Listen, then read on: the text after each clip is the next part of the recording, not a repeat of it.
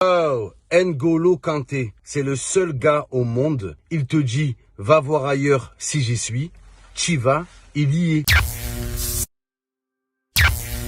Depuis plusieurs saisons maintenant, mais surtout après ses performances en Ligue des Champions cette saison, un grand nombre de joueurs et amateurs de foot restent stupéfaits par le volume de jeu qu'apporte N'Golo Kanté en match. Il remplit le rôle de deux joueurs au milieu de terrain, récupère des ballons très hauts et permet de déséquilibrer très rapidement le bloc adverse. Et le volume de jeu pour le footballeur, c'est la première chose à savoir faire sur un terrain. Pour preuve, un joueur passera sur 90 minutes, 90% de son temps sans ballon et donc soit à se replacer défensivement, soit en proposant des solutions à ses coéquipiers. De plus, lors d'un match de football, un joueur parcourt en moyenne 11 km. On est sur 10 km pour un défenseur, 12 pour un milieu de terrain et 11 pour un attaquant. Sachant ça, l'endurance est une qualité qui fait clairement la différence sur le terrain au haut niveau et elle est indispensable à tout joueur voulant concourir parmi l'élite. Dans cette vidéo, je vais te présenter une séance complète extraite du programme endurance spécifique pour footballeurs qui est disponible en description. Cela te permettra de bien structurer tes séances et reste bien attentif car je vais te proposer plusieurs méthodes qui fonctionnent. La première chose à faire, c'est savoir où est-ce que tu en es. Commencer en faisant des footings, du vélo, du fractionné ou du cardio en intégré sans test au préalable, c'est du travail